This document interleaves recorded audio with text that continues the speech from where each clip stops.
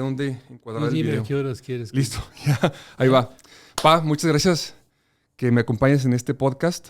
El día de hoy me acompaña mi papá, Óscar Jesús Osorio, para hacer la introducción adecuada. Él es contador de bastantes años de carrera, también es auditor, es un contador público certificado y ex profesor de una de las escuelas más prestigiadas de la zona metropolitana de Guadalajara, aquí en Jalisco. Pa, muchas gracias que me acompañas. Bueno, pues gracias que me invitaste a hacer este experimento para mí, porque eso es nuevo para mí, pero bueno, hemos de hablar de la contabilidad. He de decir, antes de que ahondemos un poquito más en el tema, que la contabilidad, afortunadamente, a partir de que Fray Luca Paciolo encontró los principios de la partida doble, la contabilidad realmente no ha variado, ¿verdad? Se basa en qué es lo que ha cambiado en el activo, qué es lo que ha cambiado en el pasivo, qué es lo que ha variado en lo que conocemos como el capital, que es la diferencia entre el activo menos el pasivo en general. Después nos pasamos al área de resultados. ¿Qué es lo que le ha sucedido a una empresa con los resultados acreedores, que es, básicamente pues son las ventas? Aunque hay empresas de servicios que sus ingresos no son ventas, pero se consideran tal vez como simplemente servicios. ¿Y qué es lo que le ha pasado con sus costos y con sus gastos? Hay empresas, ya lo sabemos, industriales en donde el tema de costos pues, es fundamental. Hay empresas comerciales que el tema de costos no se mira desde el punto de vista de fabricar algo, de crear algo, sino de simplemente crear el servicio y eso es su costo, el costo de operación de aquellas empresas. Tú te especializaste mucho en contabilidad de costos. Pues digamos, tanto como un especialista, no. Simplemente eran las materias que yo daba en la escuela esta. Yo daba contabilidad, el primer curso y el segundo curso, que yo creo que para estas épocas han cambiado bastante, porque la última vez que yo lo hice fue en 1996. Entonces, pues de entonces para acá, yo creo que los planes de estudio en las escuelas relacionadas con el tema contable, pues yo creo que han variado, ¿verdad? Yo me acuerdo mucho que tú implementabas sistemas de costos en empresas, en aquella empresa chocolatera, no recuerdo si hasta en una tequilera, no recuerdo en cuál implementaste tus sistemas de costos. Me acuerdo mucho que decías que una de las cosas con las que más batallabas era con la gente, que la gente no quería hacer las cosas. Yo estaba muy pequeño, me acuerdo que más o menos decías eso, que tú sabías de la materia prima, sabías cómo se convertía en producción en proceso, sabías cómo se convertía en producto terminado, pero que a la hora de ejecutar era cuando era muy difícil hacerlo. Sí, digamos, son las excentricidades que hay entre los diferentes profesionistas o expertos, que cuando llega uno a una empresa, desgraciadamente siempre el profesionista al que le va a imponer ciertas normas o ciertos principios, pues tiene problemas con él, se resiste a hacerlo. Y eso pues me pasó en algunas ocasiones, ¿verdad? El asunto es que la contabilidad en general no admite pues necedades, diría yo, de las personas, sino que solamente se refiere a seguir una huella, un camino, ¿verdad? Y ya una vez que se repite aquello, que es lo que hace una empresa que fabrica, por ejemplo, una empresa que fabrica chocolate, que es una empresa de las que yo recuerdo que intervine en alguna ocasión, pues ya para cambiar a otra materia prima era difícil, ¿verdad? El chocolate era la materia prima fundamental. Y de ahí, bueno, posiblemente la leche también era materia prima fundamental. Y ya después ahí los elementos que daban lugar al producto, envolviéndolos, los sellos, todas las imágenes que llevaba aquello, que era pues, parte también del producto. Entonces, todo aquello... todos esos insumos. Son, sí, lo que se llaman los insumos. Todo aquello era una rutina que en el caso mío yo hacía un manual para que las personas que tuvieran que hacer esos reportes simplemente reportaran qué se consumía, en qué había, por ejemplo, el sistema de órdenes de producción, ¿verdad? Generalmente las empresas usan ese sistema, aunque también debo reconocer que hay empresas que no paran su producción. Por ejemplo, una cervecera o una empresa de refrescos que constantemente están procesando su producto. Entonces, esas empresas se manejaban por lo que nosotros conocíamos como procesos. El sistema de procesos. Sí, el sistema de procesos. Entonces, pero bueno, en las empresas que manejaban órdenes de producción, pues simplemente bastaba con que la persona que reportara dijera a qué orden de producción iban a afectar tales insumos, tales materias primas o tales insumos, ¿verdad?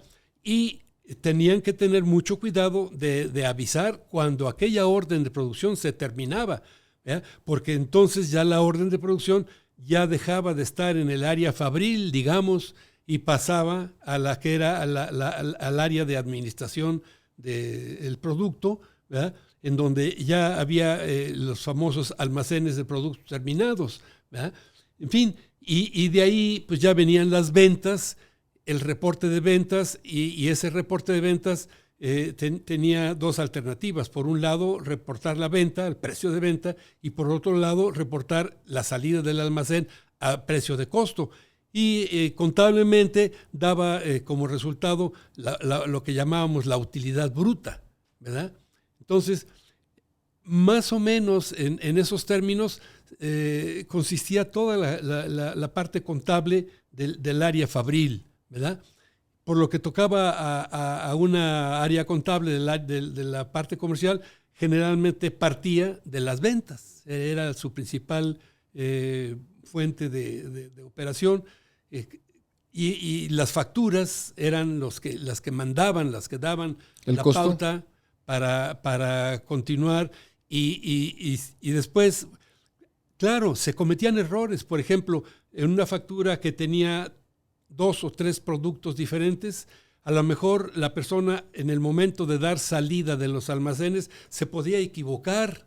O sea, ¿a qué te refieres con eso? De que, por ejemplo, para cierto proceso de fabricación tenían... No, pero ya no hablando de procesos de fabricación. Allá de venta. Ya estamos hablando de la parte de ventas, te digo, Okay. en empresas comerciales, ¿verdad? O sea, ya el producto estaba fabricado, sí, ya estaba listo para su venta. Así es. Ajá. Y a veces en una factura estaba un solo producto, pero a veces había 2 o más productos que se vendían en una factura.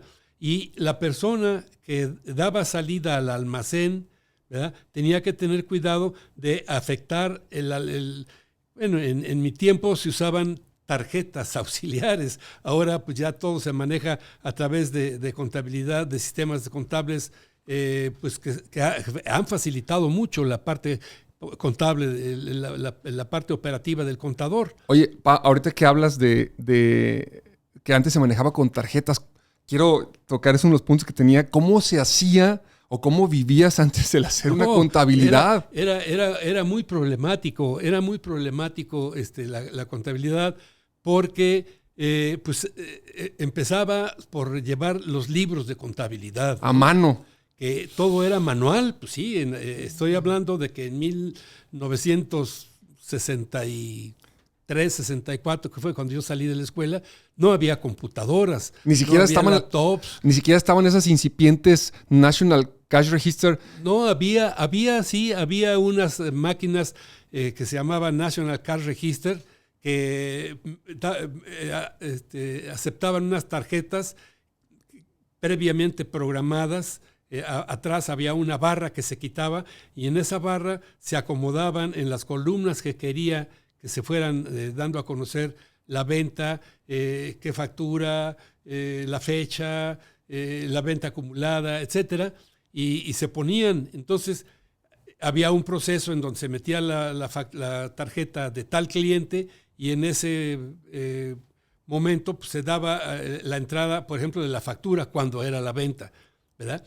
Pero después había otra tarjeta en donde se tenía que ver cuál era el producto que se vendía y se metía la tarjeta del producto fulano y se accesaba a la máquina aquella y la máquina tomaba el saldo y la existencia y el saldo del producto aquel y daba de baja la existencia en unidades y daba de baja en pesos y centavos, bueno, en el caso de México.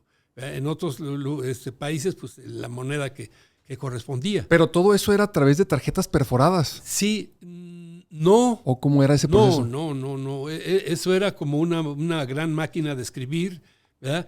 En empresas, por ejemplo, yo tuve la oportunidad de trabajar en bancos. En aquel tiempo había el sistema bancario era diverso.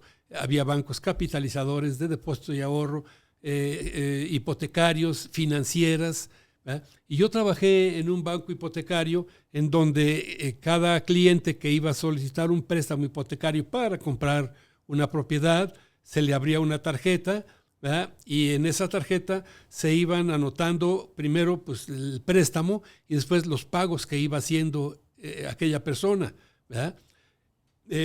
En otras empresas en donde se fabricaba algo, pues, como decía hace un ratito, se sacaba la tarjeta del cliente y se afectaba la venta. Y después se sacaba la tarjeta del producto que se afectaba el producto. Sí, que daba lugar a la venta y se afectaba la venta. Pero había empresas en donde todo era a mano, todo era manual. Entonces, ahí no había máquinas, como decía yo, en las famosas National Cash Register. Que estás hablando que esas máquinas National Cash Register estaban con una empresa pues, bastante sofisticada para ese momento, que era un banco. Sí. Como ahorita los bancos tienen sistemas muy sobresalientes o muy sofisticados, sí. A diferencia del gran populacho de empresas. En ese momento, esa tecnología que estás narrando en este momento, que sonará anticuada, era de lo más era lo que avanzado. Era lo que iba a la cabeza en cuanto a forma de registrar las operaciones que llevaban a cabo algunas empresas. Pero te digo, había que clasificar a las empresas entre grandes, medianas y pequeñas, ¿verdad? Más o menos yo sabía que una empresa pequeña era la que facturaba al año, no sé, unos 5 o 6 millones de pesos, era una empresa pequeña. Después una empresa mediana era la que fabricaba entre 10 y 100 millones de pesos al año. Y después ya las grandes pues, eran las que facturaban de ahí en adelante hasta miles de millones de pesos. Y dependiendo de cada tipo de empresa, pues era el sistema que se llevaba de contabilidad. Entre más grande fuera la empresa, pues obviamente tenían la necesidad de utilizar maquinaria para que les ayudara a hacer esos registros. Hacer su trabajo. Sí. Ahí te va. A ver. Quiero hilar dos temas, pa. Quiero hilar dos temas. A ver, viene. La resistencia al cambio. Ahorita empezamos a hablar de cómo tú implementabas los sistemas de costos. Sí. Y bien lo dijiste que se tenían que hacer ciertos procesos. Tú les hacías un manual a las empresas para el control de costos, en donde las personas tenían que informar cada avance que tenía esa materia prima y según su transformación. Sí. ¿Qué tanto resistencia tenían esas personas al cambio? Bueno, antes que continúe con ese tema, sí. Yo debo decir que en las contabilidades pequeñas y medianas, algunas, la gente no le interesaba la contabilidad. ¿Por qué? Bueno, no le interesa todavía. Bueno, a muchos. No les interesaba, pero he de decir que para mi gusto, como contador, independientemente del celo profesional, yo creo que estaban equivocados, porque la contabilidad es una herramienta muy valiosa, sumamente valiosa. Antes que siga, debo decir que yo desde hace tiempo he pensado en que en nuestra sociedad hay 4 personajes que son muy importantes en la sociedad. ¿Pero en el tema empresarial o en el tema de a nivel sociedad? A nivel en general, sí. ¿Verdad? Entonces, uno de ellos es el político. ¿Por qué? Porque él es el que se encarga de administrar las cosas que existen en la zona geográfica que él maneja. Que eso es muy importante. Se dice fácil, pero es una cosa muy importante. Ese es uno. Después, el otro es el sacerdote. Yo soy católico y claro, hablo de sacerdotes católicos, que esos en lugar de cosas se encargan, esas personas se encargan de almas, de dirigir almas, de dirigir personas, ¿verdad? Que también es un trabajo muy especial y se requiere de muchos conocimientos filosóficos para entrar en eso. En la psique humana, ¿verdad? Y en el alma, ¿no? Sí. Después, el otro personaje que es fundamental ahora y siempre es el maestro, ¿verdad? Que dicho sea de paso, en algunos casos está mal retribuido, cosa que debería ser al revés, debería ser uno de los mejores retribuidos, porque son los que educan a la sociedad desde su infancia hasta su adultez a hacer una actividad profesional, ¿verdad? Cualquiera que sea, ¿verdad?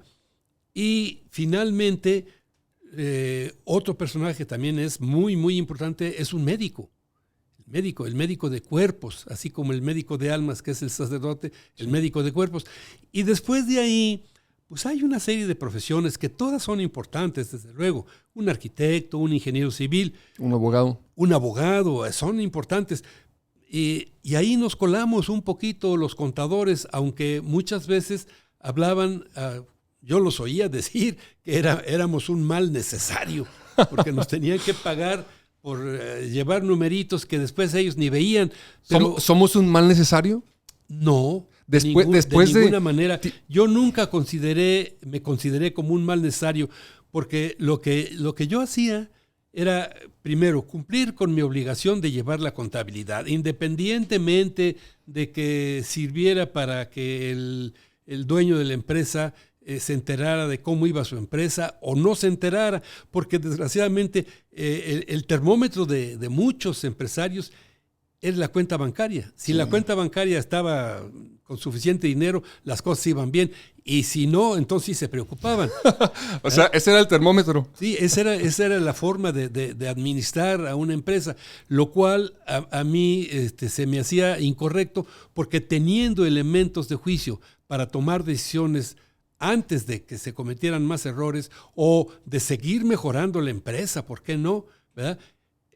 Que era viendo los estados financieros, viendo el estado financiero fundamental, que es el balance general, viendo qué se debía, qué se tenía y con qué capital, con qué fuerza se contaba, y después qué se vendía y qué costos y qué gastos tenía para ver con qué utilidad se contaba, ¿verdad? Entonces, esos elementos eran valiosos porque para mi gusto eran los que deberían de haber utilizado aquellas personas que se basaban nada más en la cuenta bancaria. Sí. Desgraciadamente, pues muchos de ellos, yo llegaba con el estado financiero, los estados financieros, sí, muchas veces lo abrían el cajón, lo guardaban y ya no lo volvían a leer. Que muchos empresarios, o no sé si puedo decir pseudoempresarios, nos ven a los contadores como un mal necesario y como un pagaimpuestos. Oye, yo nomás quiero no tener problemas con Hacienda, y no le dan tanto valor a lo que debiese ser lo principal, sí, que es la información financiera para tomar decisiones, sus ventas, precisamente como dices tú, el balance general, el estado de resultados y demás, ¿no? Sí, por ejemplo, los contadores nos basamos en principios de contabilidad y hay un principio que para mí es vital, el principio de la entidad económica, ¿verdad? Porque la entidad económica...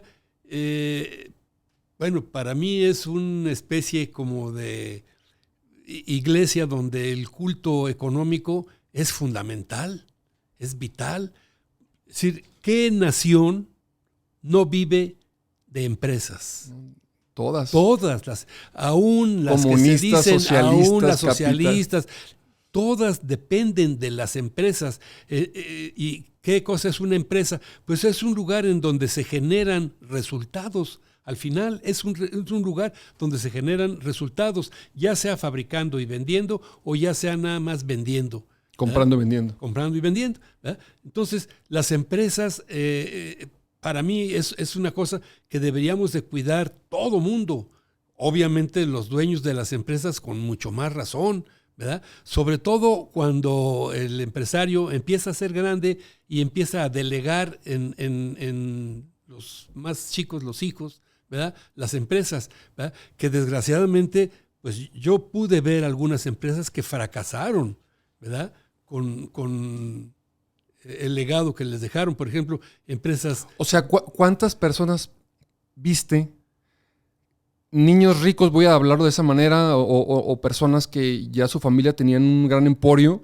¿Cuántas personas conociste o viste que tomaron toda esa maquinaria económica y la llevaron al fracaso? Bueno, afortunadamente no vi muchas, ¿no? Porque al final, pues muchos de ellos cuando empezaban a tener problemas, pues sacaban la antena, o como se dice vulgarmente, y corregían. Pero algunos de ellos ya no podían corregir. Por ejemplo, yo recuerdo a alguna persona que su padre tenía propiedades agrícolas, que les heredó y que los hijos se dedicaron a la francachela y al final se quedaron sin nada y anduvieron después, verdaderamente en camión, en lugar de andar en un buen carro, tenían que andar en camiones y hacer una vida de lo más vulgar. ¿Eh? Entonces, para mí, la empresa, la entidad económica es fundamental, es fundamental. De ahí ya vienen otros principios, ¿no? Relacionados con la contabilidad, que, como dije hace rato, desde que Luca Paciolo encontró la teoría de la partida doble, afortunadamente ya no han cambiado y no creo que cambien. Tú me platicabas que hay una partida simple, que es lo que las personas hacemos de una manera natural, es de cuántas personas no llevan una libretita o en este caso Excel y que van anotando sus ventas. Y otra libretita en donde van anotando su inventario. Pero qué tan importante es la partida doble con relación a la partida simple, que la partida simple, si la podemos simplificar, es simplemente un registro individual, unilateral de ventas, por otro lado inventarios y por otro lado la cuenta bancaria, a diferencia de la partida doble. Sí. Bueno, para empezar, la partida simple, que antes de Luca Paciolo, pues todo el mundo llevaba eso en sus registros, era un libro para llevar pues, lo que se fabricaba o lo que se compraba, otro para llevar las ventas, y a lo mejor llevaban registros, por ejemplo, a los clientes les llevaban una hojita a cada cliente para irle llevando ahí sus operaciones, ¿verdad? Que cuando vino la partida doble, se facilitó. Si de suyo, aún con la partida doble, yo recuerdo cuando tenía que usar unos libros diarios tabulares enormes, ¿verdad? Que me quedaba a veces hasta las 12, 1 de la mañana, buscando una pequeña diferencia de 2 pesos que no me cuadraba y hacía un intento y hacía otro y volvía a sumar, etcétera, ¿verdad? Y era muy complicado hasta que finalmente era una pequeña diferencia que había por ahí, en alguna suma, en alguna resta, lo que sea, y ya salía. Inversión de números. Sí, ¿no? alguna inversión de algún número, en fin. Entonces, ahora, afortunadamente, eso ya no existe. Si pudieras explicar de manera sencilla, como para un niño de 7 años, qué es la partida doble para que entiendan las personas, empresarios de cualquier talla, ¿qué es la partida doble? Bueno, la partida doble es reconocer lo que se afecta en lo que nosotros los contadores llamamos el debe y lo que se afecta en el haber, que debe de ser igual la suma del debe, la suma con el haber. Era la primer prueba que salía, lo cual era difícil hacerlo en la partida simple, porque en la partida simple a lo mejor anotaban en algún libro, pero en algún otro libro de los que tenían que haber anotado se les pasaba o lo anotaban mal, entonces nunca les cuadraban las cuentas o se tardaban horas para encontrar errores. En cambio, con la partida doble, desde que se hace el asiento contable, ¿verdad? Se reconoce que existe ya una seguridad en las operaciones que se dedican, pero enseguidita, cuando menos en mi época, todo era de mucho cuidado. En esta época también sigue habiendo la necesidad del cuidado, es decir, porque ahora la contabilidad se hace desde que nace una factura que se captura, automáticamente el sistema contable lo lleva al cargo al cliente, al abono a las ventas, al cargo al costo de ventas y al abono al almacén correspondiente. Ya afortunadamente ya todo eso lo hace el sistema, ¿verdad? Pero aún así, si a la hora de utilizar la computadora o el laptop o lo que sea, le pica uno a una tecla diferente, se puede equivocar. Pero yo me imagino que tu comentario va enfocado a que antes era de sumo cuidado, muchísimo cuidado, porque para resolverlo y encontrar el error... Sí, pasaban. Yo trabajé en un banco en Guadalajara recién que llegué y me acuerdo que el departamento de cheques pues era un departamento fundamental en la vida del banco y tenían que cuadrar las cuentas de todos los clientes con la cuenta general de cheques, donde se manejaban los dineros de los cuentavientes, tenían que cuadrar a la perfección. Y si no se iba la gente y a veces estaba hasta la 1, 2, 3 de la mañana buscando la pata, le dicen ahí, ¿no? O como decíamos realmente la pata, la diferencia, hasta que no se encontraba. ¿En qué año fue eso? Aproximadamente. Bueno, pues 60 y algo. 68, cuando yo vine aquí a Guadalajara, ¿verdad? Que ya en aquel tiempo pues, habían las máquinas esas que les decía hace rato, National Cash Register, en donde se registraban por hojas las operaciones, pero aún así había diferencias, ¿verdad? Porque alguien le picaba mal a una teclita y ponía una cantidad diferente y no salían las cuentas. Entonces, la contabilidad siempre ha sido de mucho cuidado.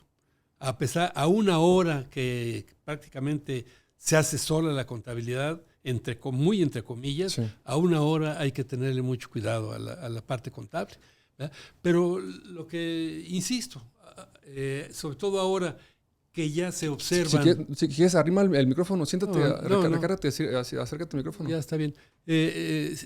A pesar de que ahora ya la contabilidad se hace sola y se hace el balance solo, el estado de resultados solo y los presupuestos se hacen solo, en fin, aún así es muy importante leer todos esos estados. Yo siento que en las grandes empresas de todos los países, los empresarios sí leen los estados financieros. En las grandes. En las grandes empresas. Pero ¿estás de acuerdo que el 90%, por ejemplo, hablando de México, el 90% son pymes, micros, pequeñas y medianas empresas que quieren sobrevivir nada más? Sí, generalmente, repito, su salud la ven en la cuenta bancaria. Malamente, porque ellos viendo, por ejemplo, cómo están sus clientes, a ver qué cliente está pagando, a ver qué cliente se rezaga, a ver a través de cálculos de rotación de inventarios, rotación de cuentas por cobrar, si lo llegan a ver en forma individual en sus clientes, se pueden llevar sustos o pueden ver cosas que antes no podían ver. Entonces, la contabilidad en todas sus manifestaciones siempre será fundamental. Y en ese aspecto, decía yo, ¿no? Los profesionistas de la contabilidad, pues no somos, desde luego, los 4 principales, pero somos muy importantes. Creo que somos muy importantes. Y no lo digo en forma egoísta, presuntuosa, de ninguna manera. Simplemente creo que somos uno de los profesionistas más importantes que hay en todas las naciones, porque en todas las naciones, cualquiera que sea su régimen político, hay empresas, y esas empresas deben de llevar contabilidad forzosamente, si no, no entienden cómo va su negocio. Independientemente de los impuestos y de los cálculos y de contribuir, es vital el poder tener ese sentido de toma de decisiones estratégicas, la información financiera. Sí, incluso voy más todavía, en una nación, la contabilidad de una nación, ¿verdad? También se tiene que tener mucho cuidado.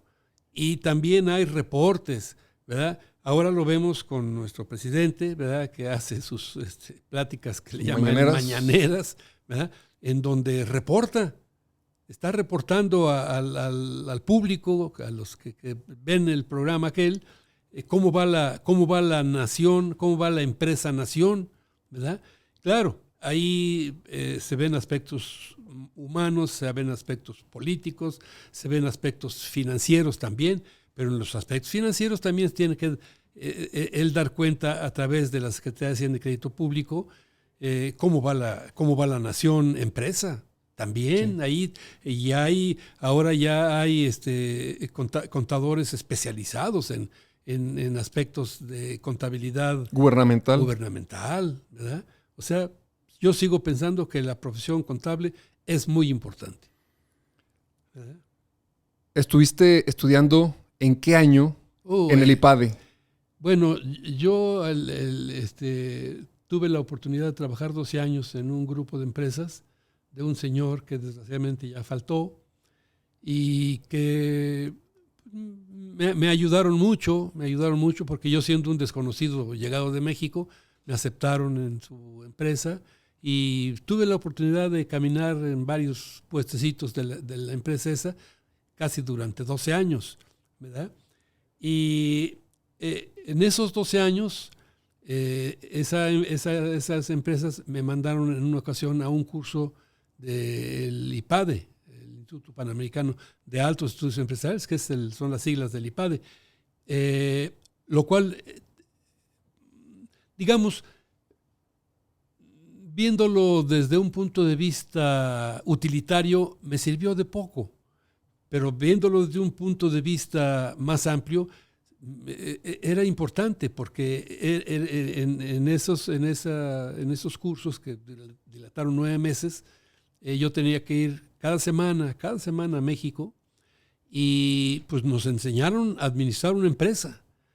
Que, repito, la administración de una empresa se hace a través de informes, no se hace nada más por lo que, a ver, dime cuánto hay en el banco. No, en esos cursos que fui yo al IPADE, nos enseñaron a ver las diferentes actividades que hace una empresa, los diferentes informes que presenta esa empresa y cuál es la lectura que se les debe dar y la interpretación más que la lectura que se les debe dar a esos informes. Para mí fue importante. Que una de las historias que, bueno, el IPADE aún en este momento se centra mucho en el tema en la forma de enseñar, digamos, en el caso, o cómo se le llama. Sí, el caso. Sí, el IPADE se basaba mucho en Sócrates, ¿eh? Sócrates se basaba mucho en cuando tomaba un tema, no lo soltaba hasta que o llegaban a una conclusión o llevaban a un final en donde todos los participantes estaban de acuerdo, o había participantes en que no estuvieron de acuerdo con Sócrates, ¿verdad? Y seguían en su línea, Sócrates seguía en la suya. Yo recuerdo, por ejemplo, hablando de los diálogos de Platón, que debían ser los diálogos de Sócrates, ¿verdad? Porque Platón fue discípulo de Sócrates, ¿verdad? Si vemos el diálogo de la amistad, había un tipo que pues, tenía malas costumbres y quería estar con Sócrates, convivir con él en todos aspectos. Y Sócrates le dijo, sí, pero solamente vamos a filosofar. No esperes, se llamaba Alcibíades. Algo más.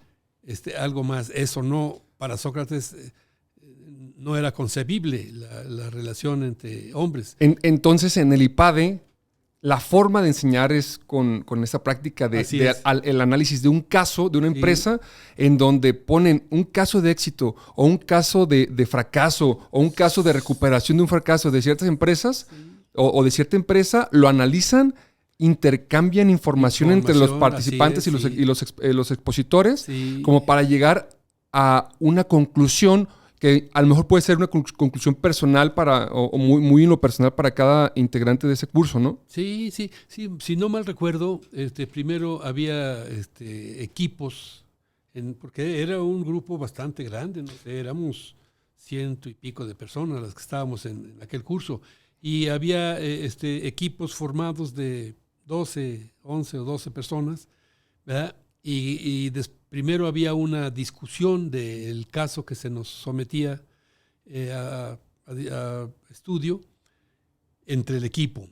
Y de ahí se llevaban ciertas conclusiones el jefe del equipo y después había una sesión plenaria en donde se juntaban todas las personas participantes y los jefes de los equipos daban a conocer sus conclusiones, unos con un resultado, otros con otro, y había discusiones y al final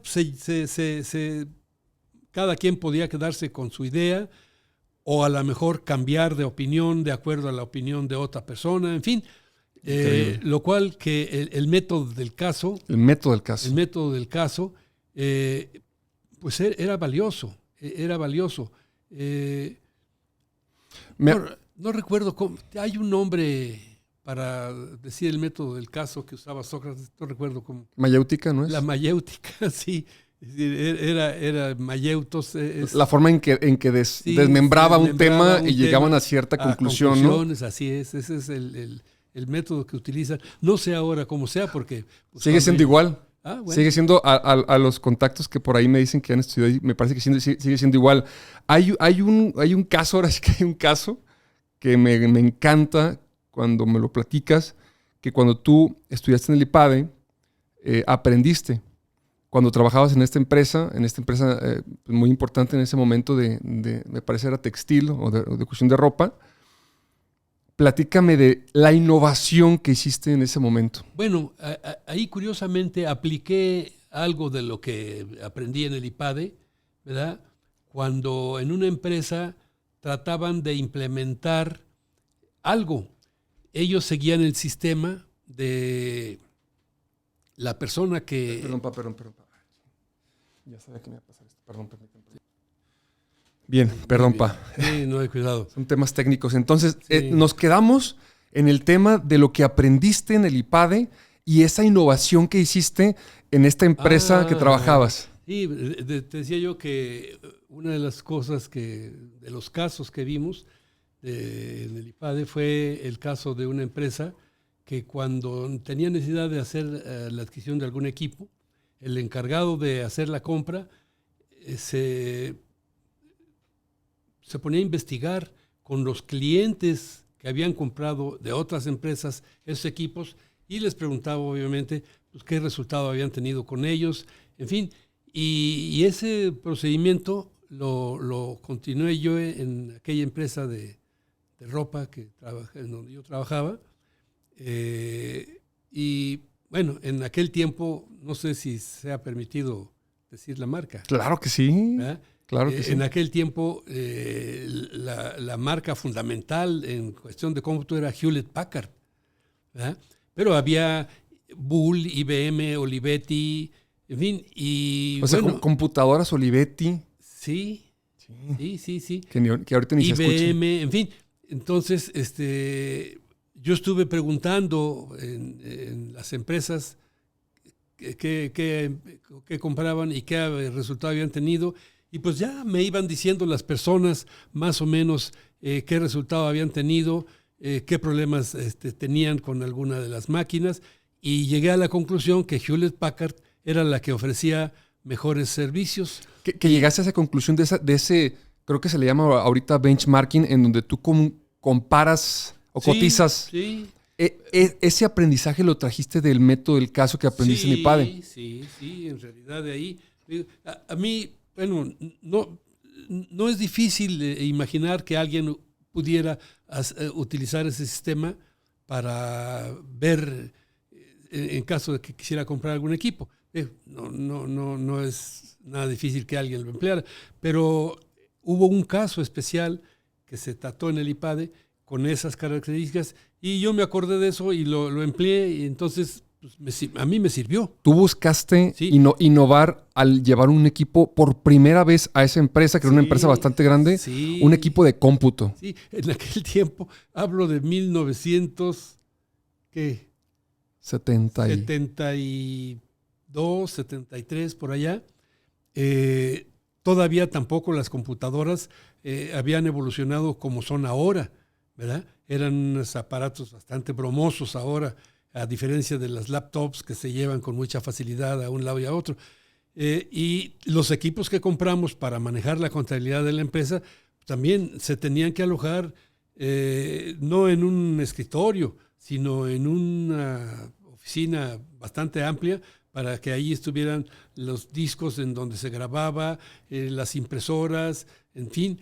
¿Qué pasó cuando decidiste llevar la computadora a Hewlett Packard, que al final te decidiste que tuviste ese... Bueno, desgraciadamente había un gerente ahí que tenía sus ideas y cuando el encargado de la parte computacional me llevó el primer reporte financiero, balance y estado de resultados, y yo se lo fui a mostrar a aquella persona, se mostró espantado. Oye, ¿pero qué es esto? Si lo llegan a saber, ¿qué importa que lo lleguen a saber? ¿Por qué lo van a llegar a saber? Si está conmigo, está con nosotros.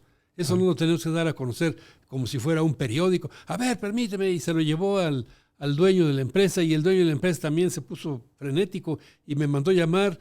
Le digo, señor, pues para eso compramos la máquina, no la compramos para otra cosa. Claro. Pues, bueno, pues era la respuesta idónea, no le podía dar otra respuesta, ¿verdad? Hasta que finalmente aceptó y bueno, desgraciadamente 1 año o 2 años después vendió la empresa. ¿Por qué la habrá vendido? Yo nunca supe, ni me interesó saber.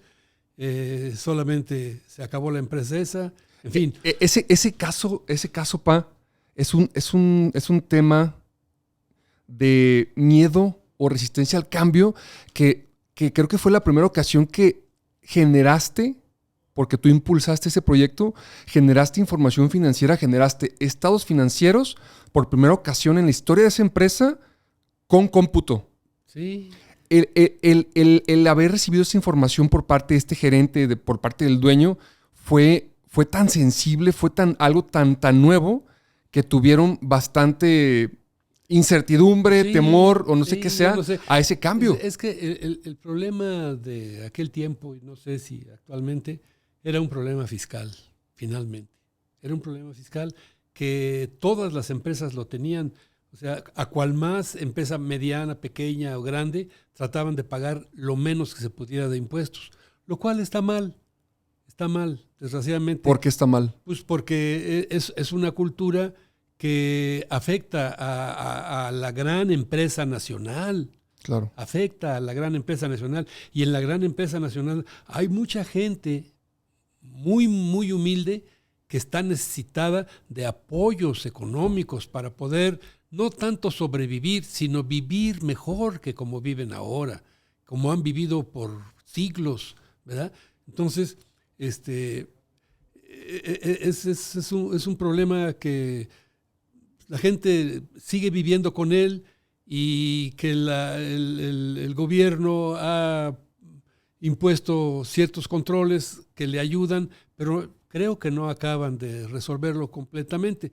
Pero bueno, desgraciadamente las gentes empresarias decían, bueno, de que se lo gasten los políticos llevándoselo a francachelas, a hacer vida muy desahogada, a que me lo gaste yo, pues mejor me lo gasto yo. Y en ese aspecto pues yo les doy toda la razón a esas personas. Porque el esfuerzo que yo estoy haciendo, ¿verdad?, se lo está llevando vía dinero del gobierno, el político sin escrúpulos, que los ha habido por muchos años, ¿verdad?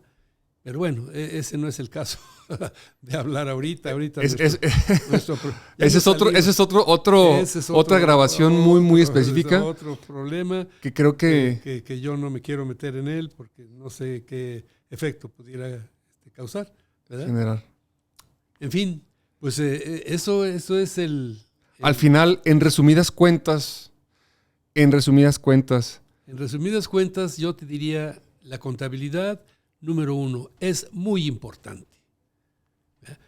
El estudio de la contabilidad, obviamente, es muy importante y ojalá y si llegan a ver algún joven estudiante de la carrera la plática que estoy dando, lo tome en cuenta, le ponga mucho interés. Más que un estudiante de contabilidad, ¿qué te parece, aparte pues un estudiante de contabilidad, pero qué te parece un empresario que no tiene precisamente los estudios administrativos o directivos o empresariales, que necesita el conocimiento contable? Yo conozco de muchos grandes monstruos empresarios.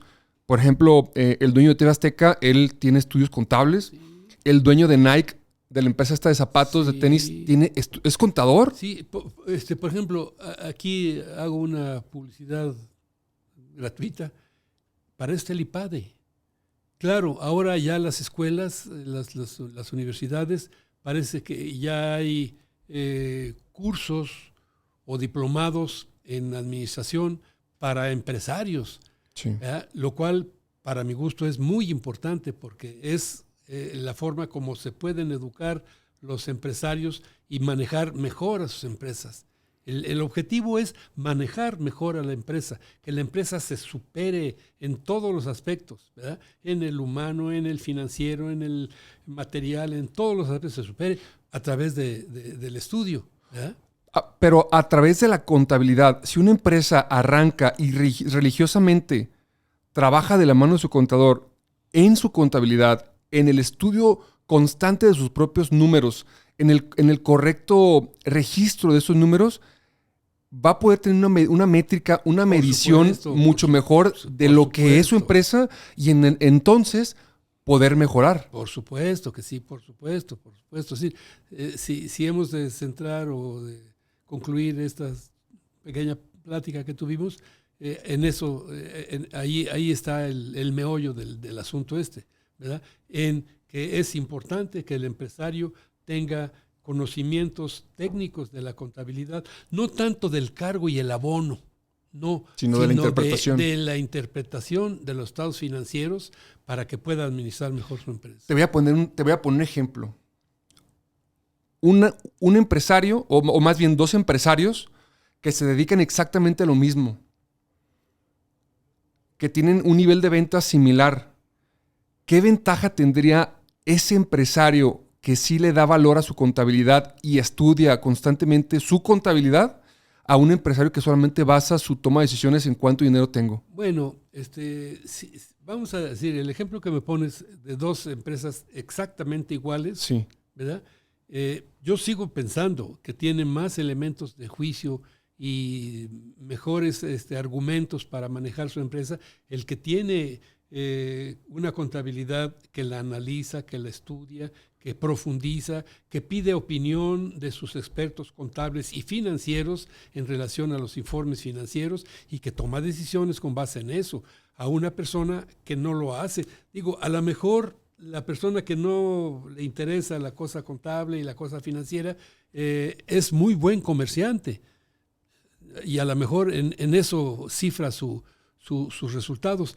Pero aún así, yo sigo pensando en que tiene más posibilidades el que tiene estudios, conocimientos y que se dedica a administrar su empresa con base en los informes financieros que el que no los tiene. Para mí, yo siento que sigue siendo importante eso. ¿Verdad? Antes de concluir y resumir todo esto que hemos analizado, me gustaría que me narraras aquí en cámaras esa historia que es un tema netamente empresarial, aquella historia del suizo que se levantó en la madrugada. No, pero bueno, eso es... Platícamela como me lo platicas en los desayunos matutinos del domingo. No. Que eso creo que es bastante inspirador y bastante, ¿cómo puedo decir? Humildificador, o sea, bastante humilde como para que los empresarios que se suben a un ladrillo y se marean, que tomen la experiencia de este gran empresario y lo que hizo. Sí, bueno, sí, fue una